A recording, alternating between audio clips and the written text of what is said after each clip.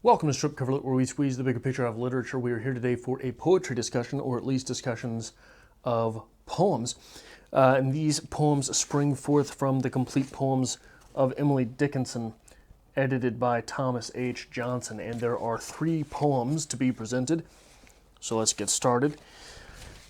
And I think it is important to remember that these poems are generally accepted to be roughly placed in chronological order.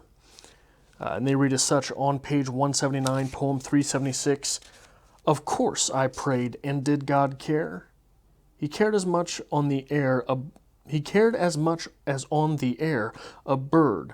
He stamped her foot, had stamped her foot, and cried, "Give me my reason, life. I had not had, but for yourself, 'twere better charity, to leave me in the atom's tomb, merry and naught, and gay and numb, than smart this misery." Second, on 243,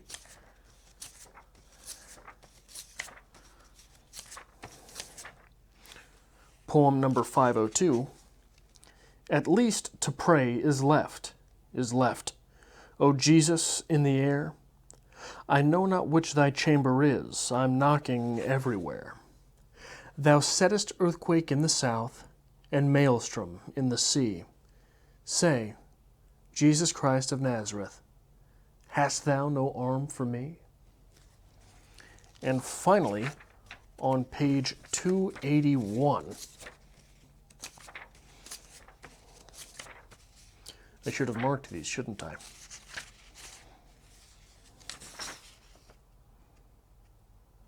Poem 576.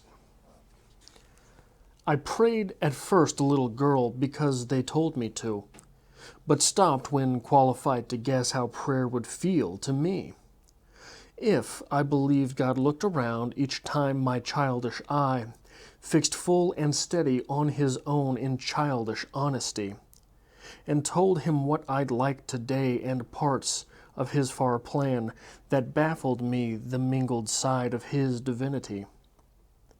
And often since in danger, I count the force 'twould be to have a God so strong as that to hold my life for me. Till I could not take the balance that tips so frequent now. It takes me all the while to poise, and then it doesn't stay.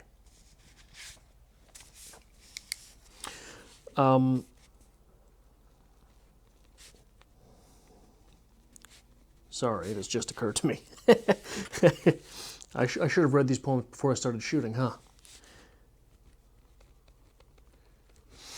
The first 2 poems seem to be about the absence of God, seem to be about someone who is praying and is alone in their prayer because there's no one there to hear them.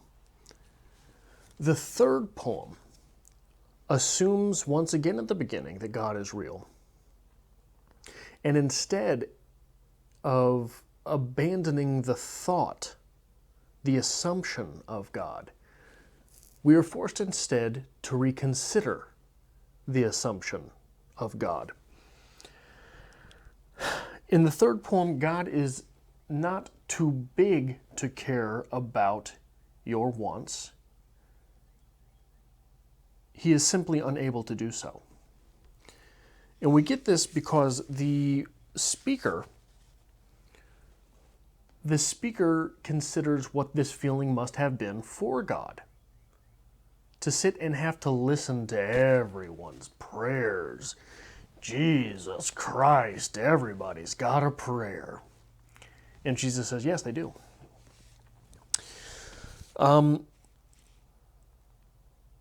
And I have heard, and I wish I remembered where. I don't remember if this was in school or if this was in a book or if this was someplace on the internet. I have heard interpretations of this final poem as the speaker giving up prayer in defense of a more personal religion, But I don't see it as that. In the first two poems, if the speaker is abandoning God, or if God is abandoning the speaker, rather, I've searched for you everywhere, Jesus, but I can't find you. Don't you have an arm for me? If the speaker is abandoned by God, in this third poem, the speaker is abandoning God. But still, there is a God to be abandoned. The speaker is simply walking away. And though she is having trouble finding her footing, she considers it necessary to do so. Till I could take the balance that tips so frequent now, it takes me all the while to poise, and then it doesn't stay. Is this in the absence of God, or in the space which was presumed by God? We have accepted things which God would find naughty.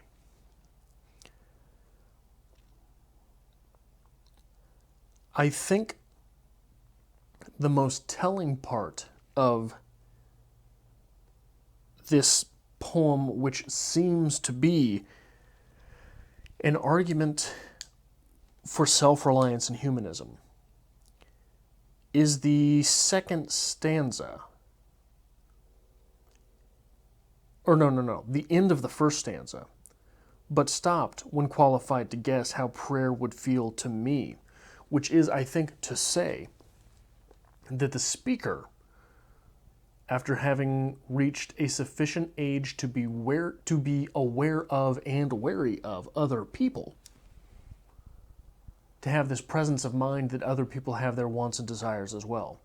When the speaker reached that level of maturity, she was able to say, all this poking I've been doing at God, I've been selfish because I've wanted God to be there for me.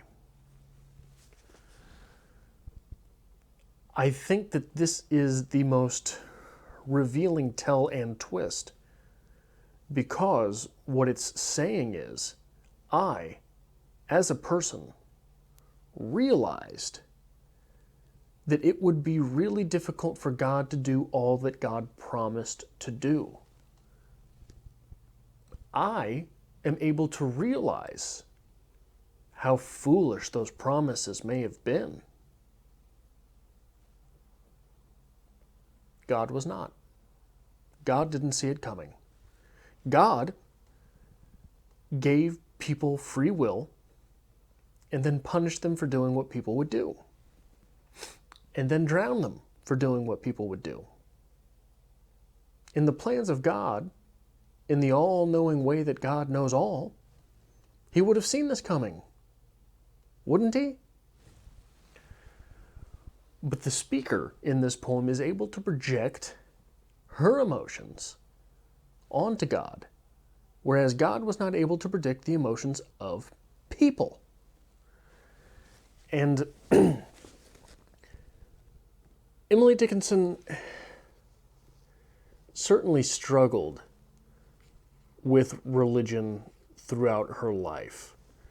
And Harold Bloom tells us that she never gave it up. She certainly always held dear, in some respect, those things which Jesus might have said, the actions which he may have taken.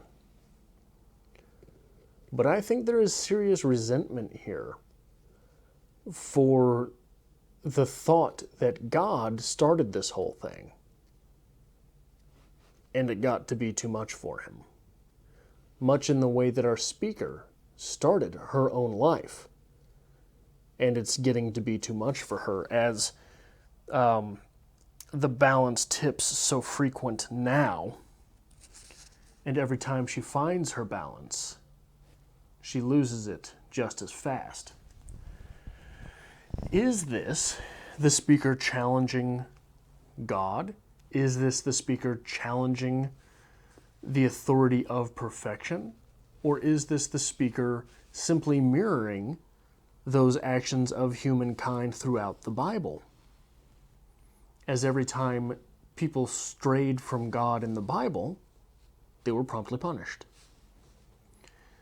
I think that these are interesting questions, and they are questions that are best asked when served a platter of poems that shed light on the subject through the question of prayer itself.